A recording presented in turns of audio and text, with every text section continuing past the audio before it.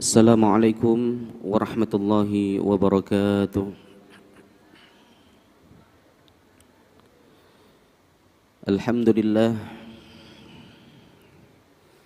Alhamdulillahi rabbil alamin. Wassalatu wassalamu ala sayyidina wa maulana Muhammadin wa ala alihi wa ashabihi ajma'in. قالوا سبحانك لا علم لنا إلا ما علمتنا إنك أنت العليم الحكيم.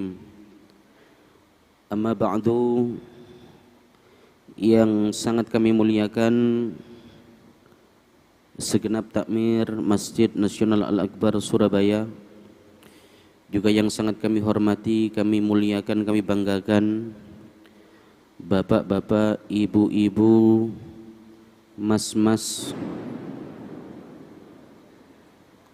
mbak-mbak, adik-adik, hadirin, hadirat, jamaah kajian ngabuburit Masjid Nasional Al-Akbar Surabaya, yang semoga senantiasa dirahmati oleh Allah, semoga senantiasa diberikan kesehatan oleh Allah, senantiasa diberikan kelancaran puasanya, senantiasa rizkinya diluaskan oleh Allah, senantiasa urusannya dimudahkan oleh Allah. Amin amin Allahumma amin. Hadirin hadirat rahimakumullah, bapak-bapak, ibu-ibu, jamaah sekalian yang sangat kami muliakan, kami diberikan tema taqarrub kepada Allah dengan tafakkur dan tadabbur. Taqarrub kepada Allah dengan tafakkur dan tadabbur. Saya bayangkan sejak di perjalanan tadi ini saya ngomong apa ini ya. Taqarrub kepada Allah artinya berusaha mendekat kepada Allah dengan tafakkur dan tadabbur. Tafakkur dan tadabbur itu artinya berfikir dan menghayati. Artinya berarti tema ini ingin mengajak kepada kita untuk sama-sama menggunakan akal, baik akal pikiran ataupun akal hati, untuk menghayati, merenungi ajaran-ajaran Allah Subhanahu wa ta'ala. Dengan berfikir dan menghayati tersebut, kita berharap kita termasuk sebagai orang yang dekat dengan Allah Subhanahu wa ta'ala. Kira-kira kok ngoten Mas Ganah nggih? Berarti intinya tema ini ngajak mikir, Pak nggih. Tema ini ngajak mikir. Karena temanya ngajak mikir, sebagai pemateri, saya ingin mengajak panjenengan semua untuk berfikir menjawab sebuah pertanyaan. Hadirin, Amirul Mukminin Sayyiduna Ali karramallahu wajhah, Khalifah Ali bin Abi Thalib radhiyallahu an, suatu saat beliau didatangi oleh seorang badui. Dalam sebuah riwayat, seorang badui. Badui niku tiang desa, Pak. Wong desa nek basa Surabaya nih. Orang desa ini kemudian bertanya kepada Sayyidina Ali karramallahu wajhah, "Ya Amirul Mukminin, ma huwal wajib wal aujab?" Yang diwajibkan itu apa dan yang lebih diwajibkan itu apa? Napa kira-kira jawabannya, Pak? Pertanyaannya kok rotok filosofis nih. Yang diwajibkan itu apa dan yang lebih diwajibkan itu apa? Kita nek jenengan angsal pertanyaan ngoten jawabin apa, Pak? Sing diwajibno napa kira-kira? Salat wonten sing jawab niku. Napa malih? Puasa nggih. Napa, Bu? Napa? Nggih lah ngoten lah. Napa malih? Haji nggih. Napa malih? Berkata yang baik. Mungkin ngoten jawabannya Pak nggih. Tetapi Sayyidina Ali niki Pak punya, beliau adalah sahabat paling alim. Sehingga kata Nabi besar Muhammad sallallahu alaihi wasallam, beliau bersabda, "Ana Madinatul Ilm wa Aliyu babuha." Aku ini jika diibaratkan adalah kota ilmu, maka Ali kata Nabi Muhammad adalah pintunya. Jadi Sayyidina Ali ini sering ketika ditanya selalu jawabannya tidak terduga, Pak. Ketika beliau ditanya, ini nanti pertanyaannya ada 3, Pak, kalau nututi kita bahas semua. Pertanyaan yang pertama, ya Amirul Mukminin, ma huwal wajib wal aujab? Apa yang wajib itu dan apa yang lebih diwajibkan?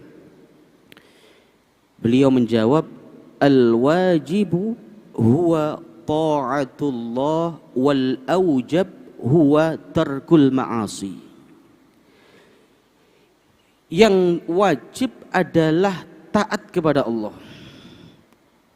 Dan yang lebih diwajibkan dari taat kepada Allah adalah meninggalkan maksiat. Hadirin, melaksanakan perintah niku penting, Pak. Kula panjenengan melampaui salat, melampaui poso, haji, ataupun kewajiban-kewajiban yang lain itu penting karena itu bagian daripada agama. Tapi kalau ditanya mana yang lebih penting, apakah melakukan ibadah atau meninggalkan maksiat, maka jawaban yang disampaikan oleh para ulama adalah meninggalkan maksiat. Makanya guru-guru kami dulu ketika di pesantren niku sering memberikan nasihat ngeten, seseorang tidak akan wasil kepada Allah. Niki bahasa tasawuf, Pak. Seseorang tidak akan sampai kepada Allah sehingga dia meninggalkan kemaksiatan-kemaksiatannya. Sampai kepada Allah niku maksudnya seseorang itu tidak akan menjadi pribadi yang takwa, pribadi yang soleh, pribadi yang luar biasa sehingga dia meninggalkan kemaksiatan-kemaksiatan. Ini penting, Pak. Makanya wonten kitab-kitab niku selalu disebutkan ketika orang itu menapaki jenjang spiritual menuju Allah niku selalu yang ditekankan pertama taubat. Nah niki penting dek, Pak. Kula panjenengan poso niku kan melakukan ketaatan kepada Allah nggih. Tapi di saat yang sama kita masih bermaksiat kepada Allah, tidak meninggalkan kemaksiatan, maka puasa kita tidak ada artinya. Apa kata Nabi besar Muhammad? Kam min shaimin laisa lahu min siyamihi illal ju' wal 'atash. Banyak orang yang berpuasa tetapi tidak mendapatkan apapun dari Allah kecuali hanya lapar dan haus. Dan ini Pak, melakukan ketaatan penting, tetapi meninggalkan maksiat lebih penting. Lah niki betul-betul dipahami oleh para ulama, betul-betul dipahami oleh para wali-wali Allah. Sering kami dengar nasihat mereka, ketaatanmu boleh sedikit. Maksudnya sing wajib-wajib tetap harus dilakukan, Bang. Seandainya kula panjenengan salate mek salat fardhu tok. Posone mek poso Ramadan tok. Tok niku napa nggih? Tok wis pokok tok. Itu kita insya Allah akan bisa masuk surga dengan catatan kemaksiatan-kemaksiatan ditinggalkan. Seperti mboten zalim kepada orang lain, tidak suka menggibah orang lain, atau kemaksiatan-kemaksiatan lainnya. Ini betul-betul ditekankan oleh para ulama. Bahkan wonten setunggalipun riwayat dalam kitab Risalah Qusyairiyah yang mboten lebat, seorang wali yang bernama Syekh Abu Yazid Al-Bustami. Syekh Abu Yazid Al-Bustami. Tiang Indonesia niku biasanya wonten namanya Pak Bustomi kan wonten ngoten Pak. Niku biasanya tabarukan kali wali niki Pak. Asy-Syaikh Abu Yazid Al-Bustami niki pernah beliau melakukan perjalanan jauh dari satu tempat, satu nek sak mangkin kabupaten, beliau membeli napa kurma di tempat tersebut. Kemudian beliau pulang ke kampung halamannya yang bernama Bustom. Bustom niku mungkin daerah Irak dan sekitarnya nek sak mangkin. Ketika beliau sudah pulang ke rumahnya, ngapunten niku kan perjalanan jauh antar kabupaten. Ketika beliau telah sampai di kampung halamannya, beliau kemudian membuka barang dagangan yang berisi kurma tersebut. Ternyata di tempat bingkisan kurma niku wonten semut, Pak. Wonten semut. Kula panjenengan nek mari blonjo nang pasar mulai barang dagangan kita ada semut paling ya diberseni ngoten mawon nggih. Niku nek para wali Allah, para kekasih Allah itu punya sudut pandang yang berbeda. Jangan sampai saya menyakiti siapapun hatta terhadap hewan-hewan. Beliau kemudian berpikir, loh, kok ada semut di sini? Berarti semut ini berasal dari pasar tempat aku beli tadi. Kalau kemudian semut ini aku bawa kemari, berarti kan dia meninggalkan keluarganya, meninggalkan pak semut, nak semut, ibu semut. Berarti aku menyakiti makhluk Allah. Sampai ngoten, Pak. Akhirnya beliau menutup kembali barang dagangannya. Apa yang beliau lakukan? Beliau kembali ke tempat yang jauh tadi, tempat beliau membeli kurma. Di sana kemudian semut-semut itu diturunkan di tempat tersebut. Saking luar biasa nih, Pak. Maka kami sampaikan tadi, seorang tidak akan bisa menjadi orang soleh, menjadi hamba yang paripurna kalau dia hanya melakukan ketaatan, di saat yang sama dia tetap melakukan kemaksiatan. Loh Ustaz, kita ini kan ya duduk nabi, duduk wali, nggih mboten maksum. Kita tetap ada maksiat. Nggih betul, Pak.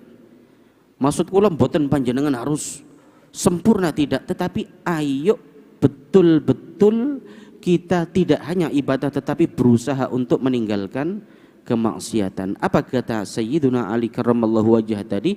Al wajibu huwa ta'atullah wal aujab tarkul ma'asi. Yang diwajibkan oleh Allah adalah taat, dan yang lebih diwajibkan oleh Allah adalah meninggalkan maksiat. Dalam konteks kula panjenengan sak mangkin poso, kita melakukan puasa luar biasa, itu bagian dari ketaatan kepada Allah. Tetapi di saat yang sama jangan menodai puasa kita dengan kemaksiatan. Poso tapi seneng ribah lah, niku. Ribah niku basa Arab artine nek basa Inggris niku rasan-rasan, Bu. Ayo puasa kita isi dengan perbuatan-perbuatan yang baik. Di saat yang sama ketika kita berpuasa kita tinggalkan kemaksiatan. Niki yang pertama. Soal yang kedua yang ditujukan oleh Sayyiduna Ali, yang ditujukan kepada Al-Imam Sayyiduna Ali karramallahu wajhah adalah, ya Amirul Mu'minin, ma huwal qurb wa ma huwal aqrab. Apa yang dekat itu dan apa yang lebih dekat? Yang dekat itu apa dan yang lebih dekat itu apa? Napa jawabannya, Pak? Karena niki temanya ngejak mikir niki lah. Yang dekat itu apa?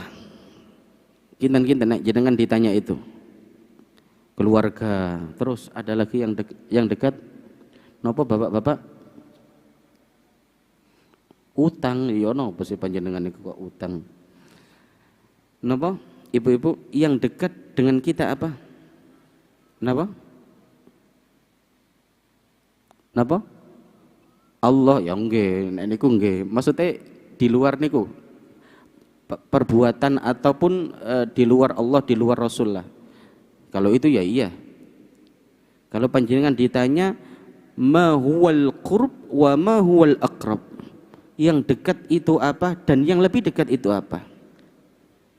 Apa yang dekat itu dan apa yang lebih dekat? Napa? Kematian. Nah, napa malih? Napa? Riyoyo lah jenengan kesusu. Kurang petang dino dasian Bu nggih. Tikang dinten napa petang dinten? Monggo napa malih? Napa? Dosa. Oke, dosa. Ada yang menjawab yang dekat dosa. Yang lebih dekat napa? Amal. Oke. Ada yang menjawab yang dekat itu dosa, yang lebih dekat adalah amal. Ada lagi? Pun nggih. Baik. Pertanyaan ini kembali disampaikan kepada Amirul Mukminin Sayyiduna Ali karramallahu wajhah. Ya Amirul Mukminin, ma huwal qurb wa ma huwal aqrab? Yang dekat itu apa dan yang lebih dekat itu apa? Apa kemudian jawaban beliau? Beliau menjawab, al-qurbu huwa yaumul qiyamah wal aqrab huwa al-maut. Ya, tadi ada yang betul Pak, satu. Yang dekat dengan kita itu adalah hari kiamat, dan yang lebih dekat dari kiamat adalah kematian. Ustaz, kateri oyo kok bahas mati ngeten. Kata beliau, yang dekat dengan kita adalah kiamat, dan yang lebih dekat daripada kiamat adalah kiamatus sughra atau kematian. Kenapa beliau menyampaikan jawaban tersebut? Karena Nabi besar Muhammad sallallahu alaihi wasallam berkali-kali mengingatkan kepada kita. Apa kata beliau? Bu'ithtu ana was-sa'atu kahataini wa yushiru bi usbu'aihi fayamuddu bihima. Aku diutus oleh Allah ketika jarak antara diriku dan kiamat itu seperti dua jari ini. Dan beliau menunjuk jari telunjuk dan jari tengah. Aku diutus oleh Allah ketika jarak antara aku dan kiamat seperti dua jari ini. Fayamuddu bihima, kemudian beliau merenggangkan keduanya. Artinya apa? Kiamat itu dekat, kata Nabi besar Muhammad sallallahu alaihi wasallam. Bu'ithtu fi nasmis sa'ah, kata Nabi dalam dawuh yang lain. Aku diutus oleh Allah bersamaan dengan tiupan-tiupan hawa hari kiamat. Kapan kiamat itu Pak Ustadz? Wallahu a'lam. La ya'lamuha illallah. Tidak ada yang tahu kecuali hanya Allah. Tetapi yang jelas kiamat itu sesuatu yang dekat. Tetapi apa yang lebih dekat daripada kiamat? Yang lebih dekat daripada kiamat adalah kematian. Ngapunten bapak-bapak, ibu-ibu, kenapa kula panjenengan niki kok angel soleh nggih? Kula barang nggih ngoten, Pak. Kadang semangat, kadang nggih kelembrek nggih. Napa kelembrek niku, Gus? Kadang semangat, kadang males. Kadang nek semangat ibadah terus ngaji terus, kadang nek wis gak semangat, kadang-kadang salat bolong, kadang-kadang Quran gak tahu dijempok, kadang-kadang wis wonten mawon lah. Kenapa kita semangat kita di dalam menempuh kesolihan, dalam menempuh kebaikan itu seringkali naik turun? Karena kita merasa yakin bahwa kematian itu masih jauh. Mungkin apa mboten? Makanya Pak teng masjid-masjid niku Pak, sing jamaah subuh mesti sing tuwek-tuwek Pak nggih. Sing tuwek-tuwek. Teng pundi mawon niku?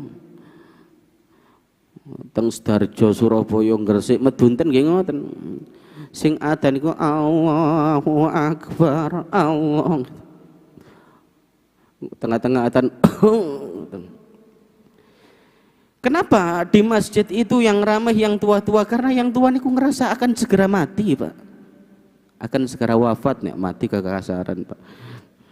Sedangkan kita yang masih muda ini nggak termasuk kula barang nggih, kula niki sik enom nggih, Pak. Sedangkan kita semangat di dalam menempuh kesolihan, di dalam menempuh ketaatan naik turun karena kita menyangka bahwa kematian itu masih jauh. Mungkin kalau panjenengan seumur selawi tahun, seumur 30 tahun, seumur 35, seger awake. Nek esuk sik keliling Masjid Nasional Al-Akbar, muteri masjid. Kita yakin bahwa karena kita sehat, karena kita dalam diagnosis dokter kita tidak menderita penyakit-penyakit berat, kita yakin bahwa kematian itu masih lama. Orang yang berpikir bahwa kematian masih lama, dia akan sulit istiqomah dalam kebaikan, Pak. Maka kalau ingin istiqomah dalam kebaikan, tanamkan dalam diri Anda bahwa kematian boleh jadi besok terjadi. Tanamkan dalam diri kita boleh jadi sepulang dari Masjid Nasional Al-Akbar kematian akan datang kepada kita. Ustadz jenengan kok medeni Ustadz. Gini ku pepeling Pak kula barang nggih ngoten. Kadang nek pikiran niku disibukno donya, disibukno golek dhuwit, wis lali sembarang kok. Kita sibuk sekolah, sibuk bekerja, menabung sekian-sekian setiap tahun ditarget sekian dengan harapan nanti ketika masa tua kita menikmati hasil dari apa yang kita kumpulkan, padahal boleh jadi 1 bulan dari sekarang Allah mengambil kita. Na'udzubillah min dzalik. Tapi ini pepeling, Pak. Apa kata Sayyidina Ali? Yang dekat dengan kita adalah hari kiamat, dan yang lebih dekat daripada kiamat adalah kiamat sughra. Apa itu? Kematian. Dalam bulan niki teng medsos niku rame perang Amerika Israel kali Iran. Nggih, mungkin mboten. Para analis, para politisi, para pakar niku banyak di antara mereka yang memprediksi boleh jadi ini akan menjadi sebab perang dunia ketiga. Macam-macam tentang media sosial niku, Pak. Kalau perang dunia ketiga kita ketakutan. Kalau perang dunia ketiga kita dalam bahaya. Kalau perang dunia ketiga dengan berbagai aneka bahaya yang akan ada di depan kita. Padahal Pak, yang lebih bahaya dari perang dunia ketiga itu adalah kematian yang sudah pasti ada di depan kita. Makanya karena seperti itu, ketika kula panjenengan saat ini hidup di dunia, ayo siap-siap. Ayo betul-betul mempersiapkan diri untuk menjemput kematian. Lah Ustadz, apa bekal agar kita diberikan keselamatan oleh Allah, agar kita diberikan husnul khatimah? Apa bekal agar nanti pada hari kiamat kita diberikan keselamatan oleh Allah Subhanahu wa taala? Pertanyaan ini dalam sebuah hadis yang diriwayatkan oleh Imam Al-Bukhari, wonten seorang Badui. Badui itu ketika Rasul sallallahu alaihi wasallam sedang khutbah Jumat, tiba-tiba ada seorang Badui menyelah. Khutbah niku kalau ada khutbah kan tidak boleh ngomong, Pak, karena ini orang desa tidak tahu. Ketika Rasul sallallahu alaihi wasallam khutbah, si Badui ini kemudian bertanya, "Ya Rasulullah," dia berdiri, mengangkat tangan. "Ya Rasulullah, matas sa'ah?" Ya Rasul, kapan terjadinya hari kiamat itu? Oleh Rasul, si Badui ini kemudian dilihat saja, beliau tidak berbicara apa-apa karena saat itu beliau khutbah, beliau selesaikan khutbah, kemudian setelah sholat Jumat selesai, beliau kemudian bertanya, siapa di antara kalian tadi yang bertanya kapan terjadinya hari kiamat? Si Badui itu kemudian ngacung, saya ya Rasulullah. Apa jawaban Rasul? Rasul kemudian tidak langsung menjawab. Beliau kembali bertanya, wa ma a'dadta laha. Kamu tanya-tanya tentang kiamat, kapan kiamat, seperti apa kiamat, apa yang kamu persiapkan untuk masuk ke dalam fase kiamat itu, kata Rasulullah. Si Badui ini kemudian berkata, ya Rasulullah, sesungguhnya aku ini bukan orang yang banyak sholat. Aku memang sholat, tapi sholatku sholat fardu saja. Sholat sunnah mungkin aku sholat, tapi tidak istiqomah, jarang-jarang. Aku puasa, tetapi aku puasa Ramadan saja. Aku puasa sunnah mungkin ya jarang-jarang. Puasa sunnahku sedikit, sholat sunnahku sedikit. Tetapi ya Rasulullah, yang aku punya sebagai bekal untuk menghadapi kiamat adalah cinta kepada engkau ya Rasulullah. Apa kata Nabi besar Muhammad sallallahu alaihi wasallam? Beliau kemudian bersabda, anta ma'a man ahbabta. Engkau nanti pada hari kiamat akan dikumpulkan dengan orang yang engkau cinta. Artinya apa? Karena dia cinta kepada Nabi, maka kelak pada hari kiamat dia akan dipertemukan dengan Nabi besar Muhammad sallallahu alaihi wasallam. Mendengar jawaban itu, Pak, sahabat kemudian senang luar biasa. Ada seorang sahabat yang bernama Anas bin Malik. Dia kemudian bertanya, ya Rasulullah, apakah jawabanmu anta ma'a man ahbabta itu hanya untuk si Badui ini atau untuk semua umatmu ya Rasulullah? Apa kata ya Rasulullah? Untuk semua umatku. Maka Pak, bekal kiamat, bekal menghadapi kiamat, yang pertama laksanakan amalan-amalan fardu, berusaha tinggalkan maksiat. Yang ketiga, kuatkan cinta kepada Nabi besar Muhammad sallallahu alaihi wasallam. Niki yang kedua. Yang ketiga, pertanyaan yang ditujukan oleh si Badui kepada Amirul Mukminin Sayyidina Ali karramallahu wajhah. Dia bertanya kepada Sayyidina Ali, ya Amirul Mukminin, ma huwa as-sa'bu wal as'ab? Apa yang sulit itu apa? Dan yang lebih sulit itu apa? Pripun? Napa jawabane, Pak? Napa jawabane? Yang sulit itu apa? Yang lebih atau yang paling sulit itu apa? Napa? Mungkin adik-adik ada yang menjawab ujian, Ustadz. Ibu-ibu mungkin jawabnya napa, Bu? Gak duwe dhuwit niku angel, Ustadz. Bapak-bapak jawaban apa Pak? Diomeli bojone, ya napa sih panjenengan iku? Yang sulit itu apa? Yang paling sulit itu apa? Yang lebih sulit apa? Dijawab oleh Sayyidina Ali karramallahu wajhah, as-sa'bu huwa al-qabru. Yang sulit itu adalah berada di alam kubur. Ustadz, yang dibahas kok mati, kuburan, kiamat. Yang sulit itu berada di dalam kubur. Wal ashabu minhu adh-dhihabu bila zat. Yang lebih sulit lagi masuk ke dalam kuburan tanpa membawa bekal.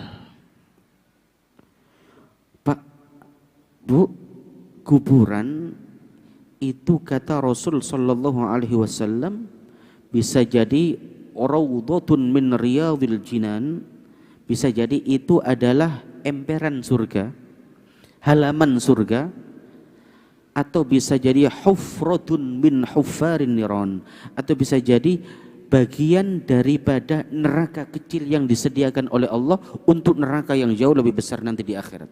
Niku kuburan. Tidak ada sesuatu yang lebih sulit kecuali ketika berada dalam kuburan. Dan berada dalam kuburan itu bisa jadi mudah, bisa jadi sulit. Kata Syekh Nawawi Al-Bantani dalam kitab beliau Irsyadul Ibad, menukil dawuh daripada Sayyiduna Abu Bakar As-Siddiq, mengatakan orang yang masuk kuburan tanpa membawa bekal ibarat dia tenggelam di dasar samudra. Wong kelelepan niku yo nopo sih? Lowor Pak kelelepan niku, Pak.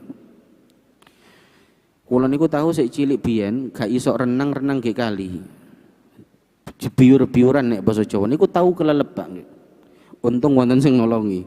Niku saya pernah merasakan tenggelam itu luar biasa sakitnya. Dan kata Sayyiduna Abu Bakar, orang yang masuk ke dalam kuburan tanpa dia membawa bekal, dia seperti orang yang tenggelam dalam samudera. Artinya apa? Luar biasa berat, luar biasa sakit. Maka hadirin, untuk kita bisa melewati itu apa? Cari bekal. Orang yang melaksanakan bepergian gak gawok bekal, Pak. Bekal napa mawon, bekal makanan, bekal duit. Jenengan nang Kediri gak nggawa apa-apa, mek kelamben tok. Niku kira-kira ya napa? Sulit, Pak. Tapi kalau ke sana Anda punya uang, naik bis, kemudian punya uang lebih, kemudian bisa membeli makanan di tengah jalan, itu akan enak, akan nikmat. Sama dengan orang masuk ke dalam kuburan tetapi dia tidak membawa bekal, itu na'udzubillah, sakitnya luar biasa. Dan hadirin, bekal itu tidak akan bisa dicari setelah kematian, tapi bekal itu bisa kita usahakan ketika kula panjenengan ada di dunia ini. Oleh karena itu, ayo mumpung kita berada di bulan Ramadan, kita berada di bulan yang mulia niki. Bulan Ramadan ada bulan yang di mana Allah Subhanahu wa taala betul-betul mencurahkan ampunan, rahmat, maghfirahnya. Ayo mumpung saat ini di bulan Ramadan, kita manfaatkan Ramadan ini dengan sebaik-baiknya agar apa? Kita nanti ketika tiba waktunya kita meninggalkan dunia, bekal kita sudah cukup, sehingga ketika kita masuk ke dalam alam kubur, maka kita telah masuk ke dalam bagian daripada surga Allah Subhanahu wa taala. Amin amin Allahumma amin. Hadirin hadirat, bapak-bapak, ibu-ibu rahimakumullah. Demikian tema yang bisa kami sampaikan. Selanjutnya kami serahkan ke moderator. Monggo. Jazakumullah khairan katsiran Ustaz atas tausiahnya pada Ustaz hari ini. Ini kok tegang semuanya. Apa karena belum dapat takjil, atau karena materinya yang sangat berat, atau karena sudah lapar? Masya Allah. Nggih. Semoga yang disampaikan Ustaz tadi menambah takarub kita kepada Allah, nggih. Masya Allah. Baik Bapak Ibu semuanya, bagi ada yang bertanya kami persilahkan. Yang belum pernah sama sekali, ya, belum pernah Ibu? Oke. Niki sarungnya cuma 2 nih, nggih. Oke, nggak apa-apa buat anu ini. 1 sama masnya ini, anak-anak Gen Z. Baik, silahkan maju ke depan Bun. Situ aja, nggak ke syuting nanti, nggak apa-apa.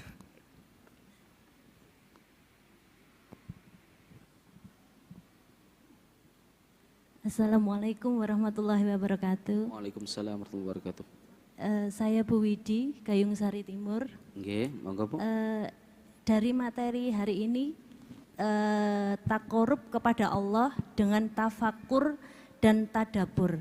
Yang saya tanyakan, perbedaan dari tafakur dan tadabur itu apa, Ustadz?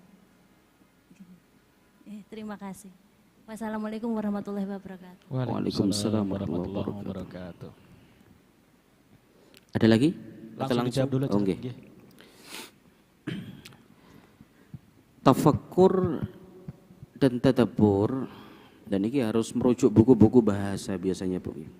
Dalam Al-Quran itu tafakkur sering diungkapkan berkali-kali, tadabbur juga demikian.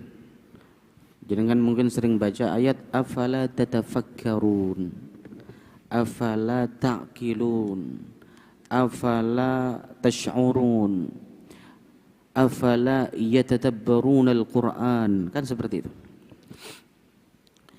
Kedua istilah tersebut mempunyai arti yang sinonim, jadi hampir semakna. Tafakkur itu berpikir, tadabbur juga artinya berpikir juga, Pak. Ta'qilun menggunakan akal itu sebenarnya konteksnya juga berpikir. Terkait apa perbedaan secara spesifik, wallahu alam, karena niki jawaban yang harus merujuk buku-buku bahasa yang mengupas bahasa Al-Quran, yang itu agak rumit sebenarnya, tetapi yang saya pahami, yang kawula pahami, bahwa tafakkur itu sering kali diidentikan dengan berpikir hanya menggunakan akal. Okay. Sedangkan tadabbur itu berpikir tidak hanya akal tetapi juga hati. Makanya kenapa ketika Allah Subhanahu wa taala berbicara tentang konsep alam, berbicara tentang alam semesta, yang mana alam semesta itu menunjukkan tanda kekuasaan Allah, yang mana alam semesta itu menunjukkan keesaan Allah.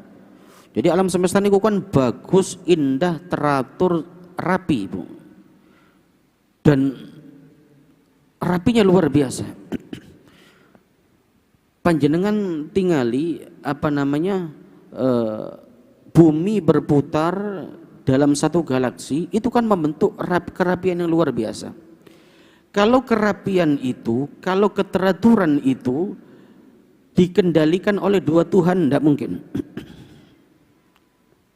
Makanya di antara argumen Islam, argumen Al-Quran ketika menolak ada Tuhan selain Allah, apa kata Allah? Lau kana fihima alihatun illallahu la fasadata. Seandainya, kata Allah, seandainya kalau langit dan bumi terdapat Tuhan lain selain Allah, maka akan rusaklah. Artinya apa? Yang rapi seperti ini harus pengendalinya satu. Ini Islam, Bu. Jangan kalau lihat film-film yang di luar Islam, ngapunten nggih. Tuhan pencipta dengan Tuhan penghancur. Saya tidak menyebutkan agamanya, nanti rawan. Niku tukaran, Mbak. Iki yo opo sih? Kula niku ya kayak seneng-senengan mawon kadang delok TV nggih. Ada film seperti itu. Tuhan pencipta, Tuhan penghancur, kok gelut. Sing siji nggawa tombak, sing siji nggawa panah.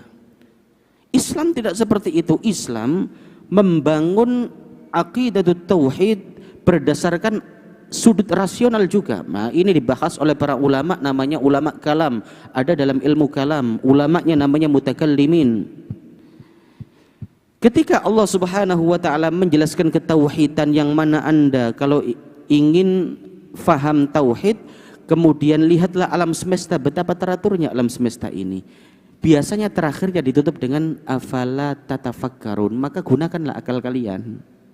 Jadi dalam beragama itu jangan hanya nopo namine melakukan aspek ritual saja, tidak hanya itu saja, tetapi gunakan akal untuk menghayati kebesaran Allah, ketauhidan Allah Subhanahu wa taala. Maka di Quran niku Pak banyak perintah-perintah, berjalanlah kalian di muka bumi. Nek sakniki niku traveling lah. Healing nek bosone generasi Gen Z niki. Traveling, healing niku dalam bahasa Al-Qur'an tujuannya untuk mentafakuri kekuasaan Allah. Dan nek larek samangken kan biasanya manjat gunung tujuannya seneng-seneng Pak nggih. Tapi ayo budaya Al-Qur'an Anda traveling, manjat gunung dan sebagainya, ketika sampai di atas hayati betapa zat, betapa makhluk yang sangat indah seperti pegunungan dan sekitarnya ini menunjukkan bahwa penciptanya adalah Allah yang maha indah. Biasanya seperti itu Pak. Ketika tatafakkarun biasanya dalam Al-Quran digunakan untuk mendeskripsikan segala hal yang membutuhkan logika. Berbeda dengan tadabbur, walaupun secara maknawi tafakkur tadabbur niku artinya sama-sama berpikir, biasanya tadabbur niku juga tidak hanya akal tetapi juga diimbangi dengan hati. Makanya di Quran surah An-Nisa juz 5 niku wonten kalimat afala yatadabbarunal Qur'an walau kana min 'indi ghairillahi lawajadu fihi ikhtilafan katsira. Tidakkah kalian mau mentadabburi Al-Qur'an? Artinya pikirkanlah Al-Qur'an itu tidak hanya dari aspek ajarannya, tidak hanya engkau berpikir tentang Al-Qur'an itu dengan akalmu, tetapi gunakan hatimu. Karena akal kalau tidak dipandu hati, seringkali akal itu tersesat. Makanya melihat niku nek basa Al-Qur'an Pak, ada melihat dengan mata, ada melihat dengan mata hati. Berpikir ada kalanya dengan akal, berpikir ada kalanya dengan hati. Perbedaannya ngoten Bu nggih. Jadi kalau tadabbur itu tidak hanya berpikir dengan akal tetapi juga dikomparasikan dengan hati. Niku jawaban yang sakit kawula sampaikan. Nggih, monggo. Monggo pertanyaan kedua, monggo Mas, silakan sebut nama dan dari mana. Assalamualaikum warahmatullahi wabarakatuh. Waalaikumsalam warahmatullahi wabarakatuh. Nama saya Maulana dari Trosobo. Ya. Yang mau saya tanyakan, Berdiri Mas, berdiri. Oh, berdiri. Ya, nggih. Berdiri. Masih muda. Yang mau saya tanyakan, bagaimana caranya kita mentadaburi sesuatu itu supaya nggak hanya secara teori, nggak hanya secara pikiran, tapi benar-benar kita realisasikan begitu. Mungkin itu yang bisa saya sampaikan. Boleh dijawab. Terima kasih. Baik. Al-Quran diturunkan oleh Allah mencakup sekian banyak ajaran. Kemudian Allah memerintahkan kepada kula panjenengan untuk membaca, tidak hanya membaca tetapi juga mentadabburi, mentafakkuri apa yang ada di dalam kandungan Al-Quran.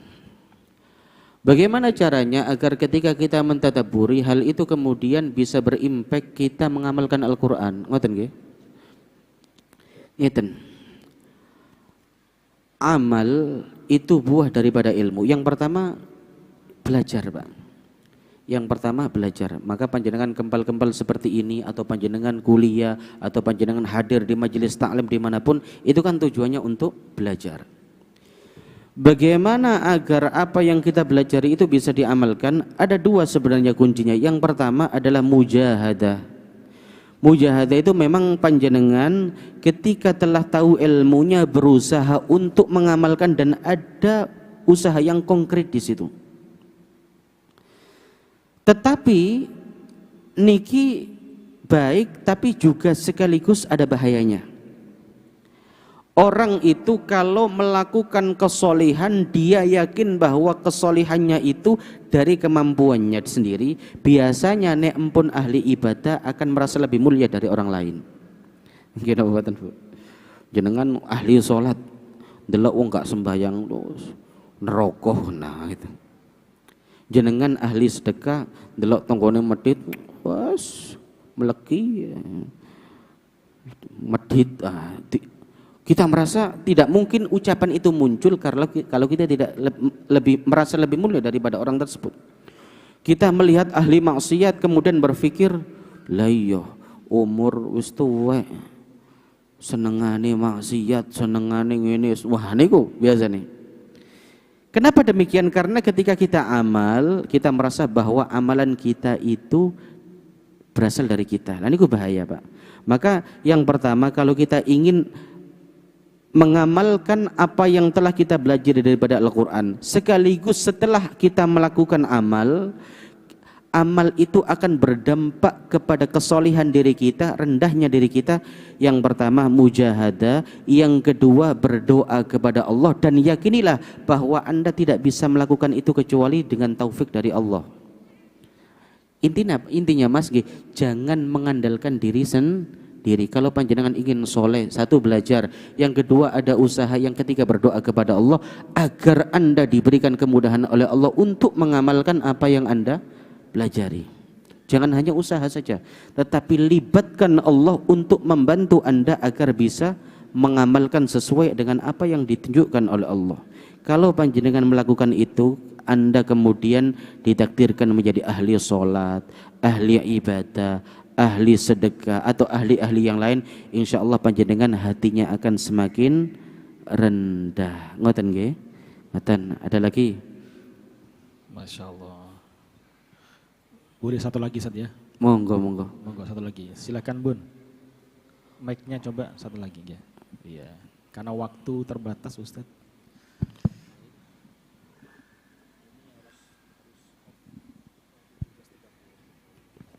Bismillahirrahmanirrahim. Assalamualaikum warahmatullahi wabarakatuh. Waalaikumsalam warahmatullahi wabarakatuh. Perkenalkan, nama saya Evi, saya dari Bekasi. Nggih. Jauh sekali, Bu. Ya. Yang ingin saya tanyakan, yang pertama, bagaimana cara kita mendidik anak-anak kita itu agar mereka bisa bertafakur dan bertadabur? Mulai kapan sebagai seorang ibu kita bisa melakukannya kepada anak-anak, memotivasi mereka. Yang kedua, ketika kita berbicara tentang kematian itu identik dengan orang tua gitu, dengan sudah tua usia kita. Tetapi karena kematian itu bisa datang kapan saja, bahkan kepada anak-anak. Bagaimana cara kita mengingatkan anak-anak kita yang remaja atau yang masih muda-muda itu untuk mengingatkan kepada mereka bahwa kematian itu memang dekat dan bisa datang kapan saja. Terima kasih. Assalamualaikum warahmatullahi wabarakatuh. Waalaikumsalam warahmatullahi wabarakatuh. Sakit ya. Jawaban yang pertama, menukil nasihat para ulama, kallimun nas biqadri uqudihim. Nasihatkanlah kepada orang lain, terutama khususnya juga anak kita sendiri, sesuai dengan kadar akal mereka. Artinya apa? Panjenengan juga harus bisa menyesuaikan anak yang usianya berapa tahun itu bisa dimasuki nasihat seperti apa. Jangan kemudian anak masih umur 6 tahun disuruh untuk mentadabburi Al-Qur'an, mboten saged, Bu. Kallimun nas biqadri uqulihim. Nasihatilah putra-putri kita sesuai dengan kadar akal mereka. Artinya apa? Panjenengan harus bisa menyesuaikan tahapan-tahapan akal mereka terbentuk itu seperti apa.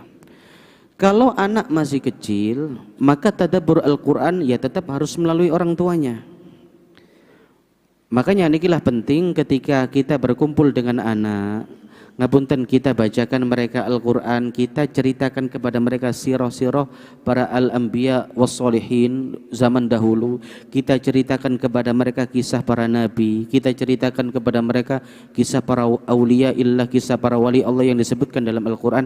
Itu bagian daripada tafakkur dan tadabbur untuk anak yang masih kecil. Tapi kalau kita ingin mereka mentatafakuri secara lebih mendalam, ya dididik dengan benar, dengan bisa membaca Al-Quran. Kemudian usahakan mungkin belajar agama tidak cukup dengan hanya bisa saja. Dan ini Bu, banyak kekurang tepatan yang dilakukan oleh orang zaman ini, bahwa Al-Quran itu cukup hanya dibaca saja. Niki mboten saya membaca saya, tapi jangan merasa cukup di situ, tapi lanjutkan ke jenjang berikutnya. Agar anak bisa belajar bahasa Arab, dengan belajar bahasa Arab agar anak bisa mentadabburi Al-Qur'an dan seterusnya dan seterusnya. Langkah lain yang bisa kami berikan, pentingnya bagi kita untuk mendidik anak dengan diarahkan ke seseorang tokoh yang betul-betul bisa menjadi teladan. Artinya apa? Kenalkan anak kita sejak dini kepada Nabi besar Muhammad SAW. Makanya ini sering disampaikan oleh para ulama, Pak, nek kepingin duwe anak sing soleh, minimal di rumah itu ada sirah Nabi. Karena kenapa? Kerusakan zaman ini, bebasnya generasi muda zaman ini itu karena disampaikan oleh Sayyidil Habib Umar bin Hafidh, karena kita mengalami krisis keteladanan. Artinya yang diteladani anak-anak kita adalah orang-orang yang salah, Bu.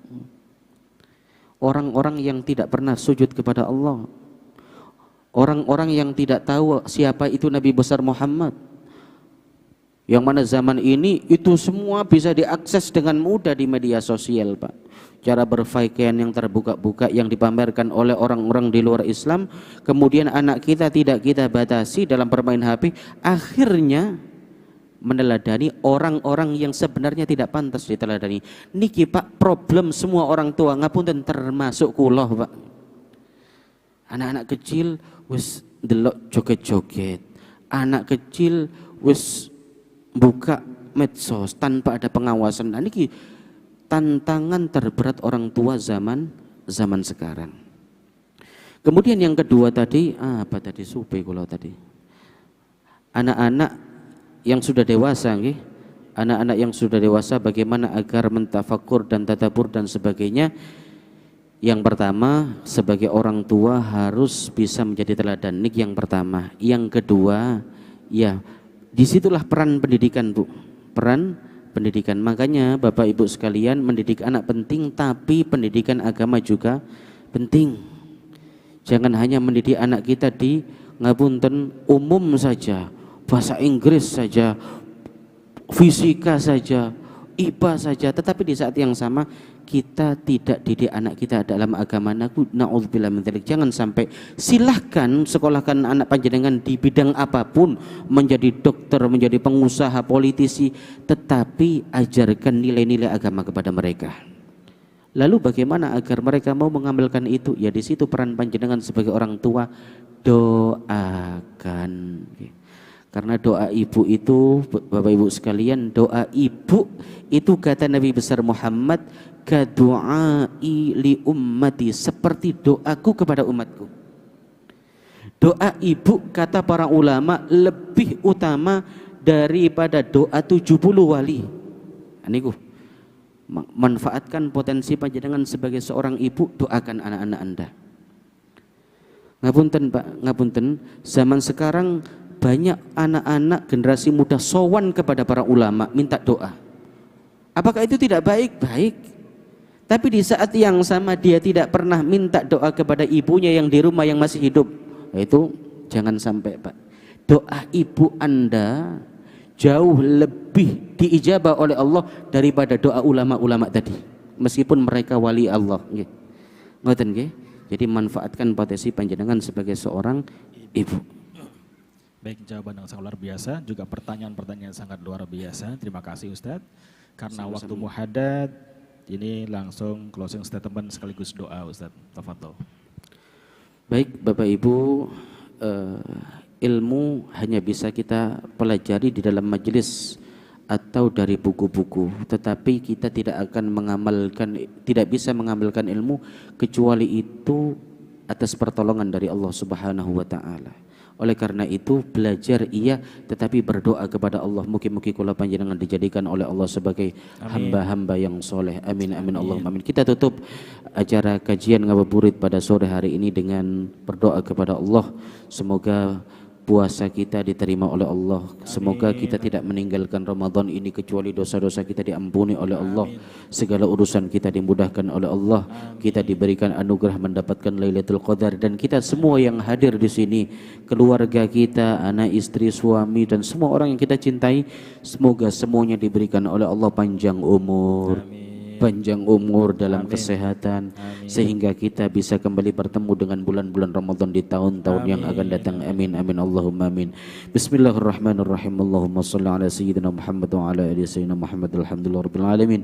Allahumma rabbana taqabbal minna salatana wa siyaman wa qiyaman wa jami'a ibadatina ya Allah ya rabbal alamin. Allahumma a'inna ala dzikrika wa syukrika wa husni ibadatik.